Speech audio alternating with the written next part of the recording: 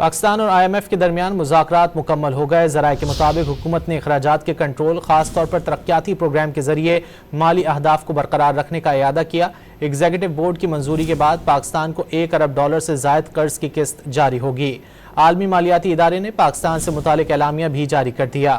Dawn اخبار کی report کے مطابق سرکاری ذرائع نے اس بات کی تصدیق کی کہ memorandum of economic and fiscal policies کے مسودے کو عملے کی سطح کے معاہدے کے باضابطہ اعلان سے پہلے ہی حتمی شکل دی جا رہی ہے۔ اس کے بعد IMF کے ایگزیکٹو بورڈ کی منظوری کے بعد اگلے ماہ کے اوائل تک تقریباً $1 ارب کروڑ کی تقسیم کی منظوری دی جائے گی۔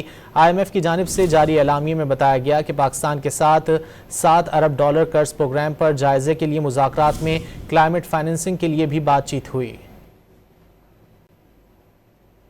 ایگزیکٹو بورڈ کی منظوری کے بعد پاکستان کو $1 ارب سے زائد قرض کی قسط جاری ہوگی۔ عالمی مالیاتی ادارے نے پاکستان سے متعلق اعلامیہ بھی جاری کر دیا۔ ڈان اخبار کی رپورٹ کے مطابق سرکاری ذرائع نے اس بات کی تصدیق کی کہ memorandum of economic and fiscal policies کے مسودے کو عملے کی سطح کے معاہدے کے باضابطہ اعلان سے پہلے ہی حتمی شکل دی جا رہی ہے۔ اس کے بعد IMF کے ایگزیکٹو بورڈ کی منظوری کے بعد اگلے ماہ کے اوائل تک تقریباً $1 ارب کروڑ کی تقسیم کی منظوری دی جائے گی۔